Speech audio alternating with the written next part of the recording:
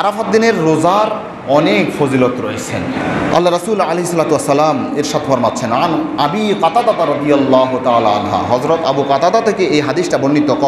قال রাসূলুল্লাহ সাল্লাল্লাহু আলাইহি ওয়াসাল্লাম, আল্লাহ রাসূল আলাইহিস সালাতু ওয়াস সালাম ইরশাদ ফরমাচ্ছেন যে সিয়ামু ইয়াউমি আরাফাতা আহতাসিবু আলাল্লাহি আন ইউকাফিরা সানাতাল্লাতী ক্বাবলাহু ওয়া সানাতাল্লাতী বা'দাহু আও কামা ক্বালা আলাইহিস সালাতু ওয়াস সালাম। আল্লাহ রাসূল আলাইহিস সালাতু ওয়াস সালাম বলছেন যে ইয়াউমে আরাফা, আরাফার দিনের রোজা রাখাটা আমি আল্লাহর কাছে আশাবাদী যে এই ব্যক্তিটা রোজা রইলেন, আরাফাত দিনের রোজা রইলেন, তো 1 বছর আগের এবং 1 বছর পরের যত গুনাহ হবে আল্লাহ তাআলা তার গুনাহগুলোকে মাফ করে দিবেন বলে আমি বিশ্বাসী।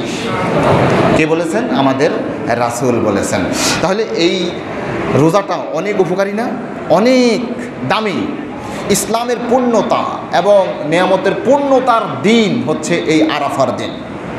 আল্লাহ তাআলা একটা আয়াত নাজিল করেছেন। একটা ঘটনা বলি, আন্না রাজুলান মিনাল ইয়াহুদি ক্বালা লাহু ইয়া আমিরাল মুমিনিন, একজন ইহুদি আমিরুল মুমিনিন হযরত ওমর রাদিয়াল্লাহু তাআলা আনহুকে এসে বললেন, আমিরুল মুমিনিন, আপনাদের কিতাবের মধ্যে একটা আয়াত আছে, সেটা যদি আমরা ইহুদিদের উপর যদি আল্লাহ নাজিল করতো তা আমরা সেই দিনটাকেই ঈদ হিসেবে গ্রহণ করতাম, সেই দিনটাকে ঈদ হিসেবে গ্রহণ করতাম। ইয়া আমিরাল মুমিনিন, আয়াতান ফি কিতাবিকুম তাকরাউনাহা লাউ আলাইনা মাশারাল ইয়াহুদ নাযালাত লাত্তাখাযনা যালিকাল ইয়াউমা ঈদান, যদি আমরা সেই দিনটা যদি আমাদের উপর যদি সেই আয়াতটা নাজিল হতো আমরা সেটাকে ঈদ হিসেবে আমরা গ্রহণ করতাম। ক্বালা আইয়ু আয়াতিন, তখন হযরত ওমর রাদিয়াল্লাহু তাআলা বলেন, আচ্ছা কোন আয়াতটা? তখন ক্বালা আল ইয়াউমা আকমালতু লাকুম দীনাকুম ওয়া আতমামতু আলাইকুম নি'মাতি ওয়া রাদিতু লাকুমুল ইসলামা দীনা, সূরা মায়েদার 3 নং আয়াত।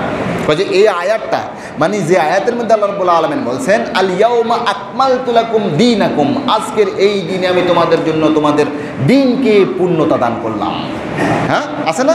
ও আতমামতু আলাইকুম নি'মাতি, আর আমার যত নিয়ামত থাকতে পারে সকল নিয়ামতরা যে আমি আজকের এই দিনে পরিপূর্ণ করে দিলাম। ও রাদিতু লাকুমুল ইসলামা দীনা, তোমাদের জন্য দিন হিসাবে ইসলামকে আমি রাজি হয়ে গেলাম।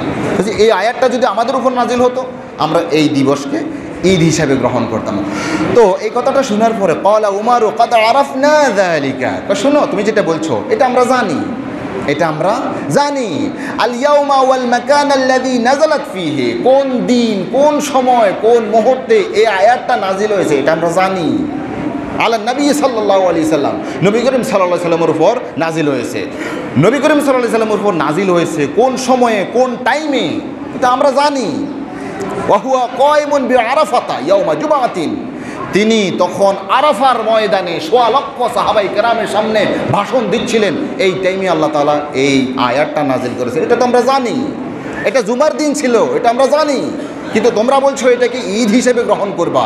আমাদের রাসূল তো ঈদ দিছে 2টা, আমরা সেই 2টাই পালন করি। তোমরা আরেকটা ঈদ আমরা গ্রহণ করব, আমাদের রাসূল এটা বলে নাই, এই জন্য আমরা আরেকটা গ্রহণ করতে পারতেছি না। তবে হ্যাঁ, তুমি যেটা বলছো এটা আমরা জানি, এটা জুমার দিন ছিল, আরাফার দিন ছিল, এটা আমাদের জন্য খুশখবরি।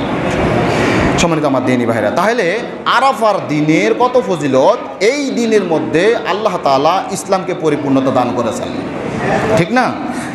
আল্লাহ তাআলা যত নেয়ামত রাজি থাকার কথা সকল নেয়ামত রাজি ইসলামের মাধ্যমেই বান্দার উপর এটাকে পরিপূর্ণতা দান করলেন। তাহলে আরাফার দিনের কত ফজিলত হতে পারে।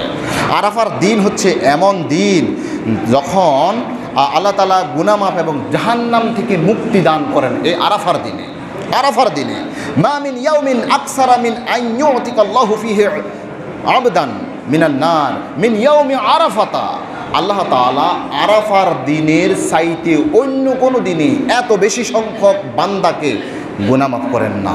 একবারে পরিপূর্ণভাবে মাফ করে দিবেন এমনটি আর কখনো হয় না। আরাফার দিনে কিন্তু সেটা হয়, গুনাহও মাফ করে দেন, তাদেরকে জাহান্নাম থেকে মুক্তি দান করেন। বলুন না সুবহানাল্লাহ। ওয়া ইন্নাহু লা ইয়াদনু সুম্মা ইউবাহি বিহিমুল মালায়েকাতু ফায়াকুলু মা আরাদা হাউলাই, সেদিন আল্লাহ রাব্বুল আলামিন একেবারে বান্দাদের নিকটবর্তী হয়ে যায়। আমি আল্লাহর রাসূলের হাদিস আপনাদের খেদমতে পেশ করছি। সেদিন আল্লাহ রাব্বুল আলামিন বান্দাদের একেবারে নিকটবর্তী হয়ে যায়। সুম্মা ইউবাহি বিহিমুল মালাইকা, এরপর ফেরেশতাদের সাথে তিনি গর্ব করতে থাকেন, এই দেখো এই যে আরাফার দিনে এরা এখানে সমবেত হয়েছে, আজকের এই হজের দিনে সমবেত হয়েছে, আজকে রোজা রেখেছে, এই দেখো আমার ফেরেশতারা, দেখো দেখো, আমার তো গর্ববোধ হচ্ছে। আচ্ছা বলো তো দেখি ফেরেশতারা এরা কি চায়, এরা কি চায়? তারা যেটা চাইবে আমি তাদেরকে সেটাই দান করবো। সুবহানাল্লাহ। তাহলে অধিক পরিমাণ দোয়া এবং জিকির করার উপযুক্ত সময় হচ্ছে এই আরাফার দিন। আরাফার দিন কেমন?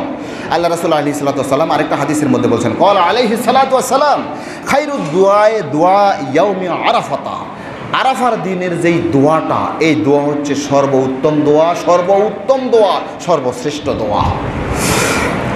ওয়া খায়রু মা কুলতু আনা ওয়ান নাবিয়্যুনা মিন ক্বাবলি, সেদিন যেই দোয়াটা করেছি সেদিন আমি করেছি এবং সকল আম্বিয়া আলাইহিমুস সালাম, সকল নবীরা সেই দোয়া করেছে। সেটি হচ্ছে এই লা ইলাহা ইল্লাল্লাহু ওয়াহদাহু লা শারীকা লাহু লাহুল মুলকু ওয়া লাহুল হামদু ওয়া হুয়া আলা কুল্লি শাইইন কাদির। আমরা অনেকে আলহামদুলিল্লাহ এই দোয়াটা পারি। কে কে পারেন? যদি না পারে থাকেন তাহলে এই দোয়াটা আমাদের শেখা উচিত। সকল নবীরা এই দোয়াটা করেছেন, তাইলে এই দোয়ার কত ফজিলত হতে পারে। আল্লাহ রাসূল বলছেন কোন দোয়া? সেটি হচ্ছে এই লা ইলাহা ইল্লাল্লাহ। বলুন তো দেখি, ওয়াহদাহু লা শারীকা লাহু লাহুল মুলকু ওয়া লাহুল হামদু, লাহুল মুলকু ওয়া লাহুল হামদু ওয়া হুয়া আলা কুল্লি শাইইন কাদির। একবারে সহজ একটা দোয়া। আল্লাহ তাআলা আমাদেরকে এই দোয়াটা শিখার তৌফিক দেন এবং এই অগণিত সওয়াবের আল্লাহ তাআলা আমাদেরকে ভাগী করে দেন। আমি এই দোয়ার সাথে সংশ্লিষ্ট এরকমই আরেকটা দোয়া, সেটা হচ্ছে বাজারে আসার দোয়া। আল্লাহ রাসূল বলেছেন যে ব্যক্তি এই দোয়াটা পড়ে বাজারে আসবে তার জন্য লক্ষ লক্ষ নেকি হবে। সুবহানাল্লাহ। ঠিক এই দোয়াটার মতোই আল্লাহ রাসূল আলাইহিস সালাতু ওয়াস সালাম বলছেন, আন আব্দুল্লাহ ইবনে উমর রাদিয়াল্লাহু তাআলা আনহু قال أن رسول الله صلى الله عليه وسلم قال من دخل السوق فقال لا إله إلا الله وحده لا شريك له له الملك وله الحمد يحيي ويميت وهو حي لا يموت بيده الخير وهو على كل شيء قدير। ঠিক ওইটার মতো একটা দুইটা শব্দ একটু বাড়তি আছে, শুধু হচ্ছে লাহুল মুলকু ওয়া লাহুল হামদু, সেখানে হচ্ছে লাহুল মুলকু ওয়া লাহুল হামদু ওয়া হুয়া আলা কুল্লি শাইইন কাদির। আর এখানে লাহুল মুলকু ওয়া লাহুল হামদু ইউহয়ি ওয়া ইউমীতু, ইউহয়ি ওয়া ইউমীতু ওয়া হুয়া হাইয়ুন লা ইয়ামুতু, তিনি জীবন দেন, তিনি মৃত্যু ঘটান, তিনি সব সময়ের জন্যই জীবিত। ওয়া হুয়া হাইয়ুন লা ইয়ামুতু, যিনি কখনোই মৃত্যুবরণ করেন না। বিয়াদিহিল খায়র, তার হাতেই রয়েছে সকল ধরনের কল্যাণ। ওয়া হুয়া আলা কুল্লি শাইইন কাদির।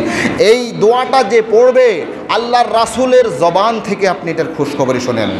আল্লাহর রাসূল বলছেন কাতাবাল্লাহু লাহু আলফা আলফা হাসানা, তার জন্য আল্লাহ তাআলা লক্ষ লক্ষ, আলফা আলফ হাজার হাজার, হাজারকে আপনি কি দেন, হাজারকে হাজার দিয়ে পূরণ করেন, তাহলে লক্ষ, অন্তত পক্ষে 1 লক্ষ। আলফ আলফ 1000 পূরণ 1000 কত হবে? দেখবেন 1 লক্ষর চাইতে কি অনেক বেশি। 1000কে যদি আপনি 10 দিয়ে পূরণ করেন 10,000, আপনি 100 দিয়ে যদি পূরণ করেন 1 লক্ষ, তো 1000 দিয়ে যদি পূরণ করেন 10 লক্ষ হয়ে যাবে, ঠিক না?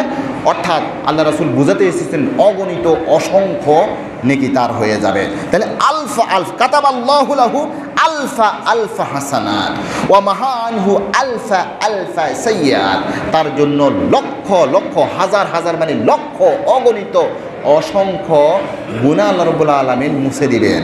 ওয়া রাফা লাহু আলফা আলফা দারাজা, তার জন্য সে এখন যেই পজিশনে রয়েছে আল্লাহ তাআলার দিকে, তখন তার লক্ষ গুণ উপর দিকে আল্লাহর দিকে আল্লাহ তাআলা উঠাই নেবেন। বলুন না সুবহানাল্লাহ। কেননা এই বাজারের মধ্যে হয় সবচাইতে নিকৃষ্ট কাজগুলো।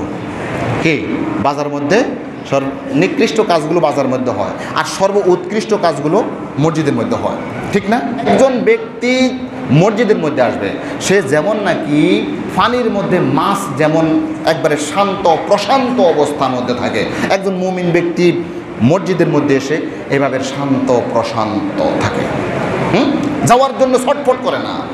আর আরেকজন ব্যক্তি, মুনাফিক ব্যক্তি, সে মসজিদে আসছে, যেমন নাকি একটা মাছকে সে ওই যে পুকুর থেকে পানি থেকে ডাঙ্গায় যখন তোলা হয়, এই মাছটা শুধু ছটপট ছটপট ছটপট করে। তা একজন মুনাফিক ব্যক্তি তার এরকম মসজিদে আসলে ছটপট ছটপট, কখন শুধুমাত্র ইমাম আসসালামু আলাইকুম রহমতুল্লাহ, আসসালামু আলাইকুম রহমতুল্লাহ, এই যে দৌড় যে দিবেন, এনার মনটা শুধু এইভাবে থাকে, ঠিক না?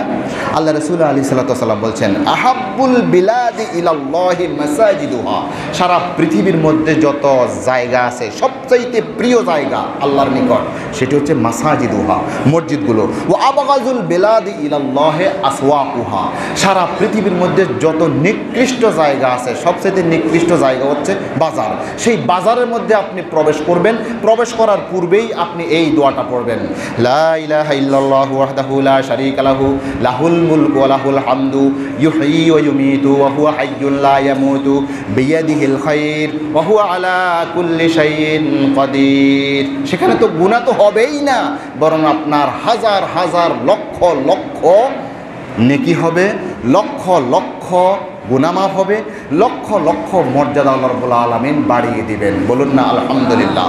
তাহলে আমি এখানে 3 পর্যায়ের কথা বলেছি।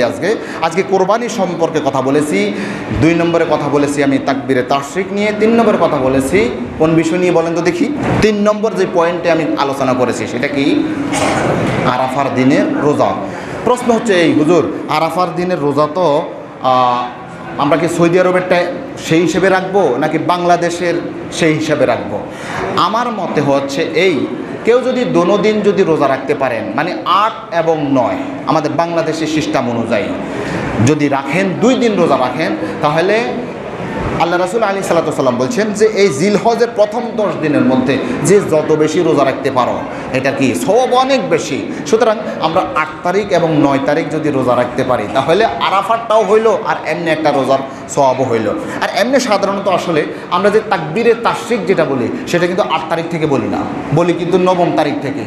যেহেতু 9 তারিখ থেকে বলি, মানে সৌদি আরব যেদিন ঈদ হবে এর আগের দিন আমাদের কি হয়, আমাদের 9 তারিখ হয় আর কি। তো আমরা সেই দিন থেকেই ইনশাল্লাহ যেহেতু তাকবীরে তাশরিক শুরু করব, আল্লাহ তাআলা যেন আমাদেরকে সেই দিন অন্তত একটা দিনের জন্য হলো আমরা যেন এই আরাফার দিনের রোজা রেখে আমরা যেন আমাদের নেকির ভান্ডারকে যেন পরিপূর্ণতা দিতে পারি। আল্লাহ তাআলা আমাদেরকে সেই তৌফিক দান করুন, আমিন। আসসালামু আলাইকুম ওয়া রাহমাতুল্লাহি ওয়া বারাকাতুহু।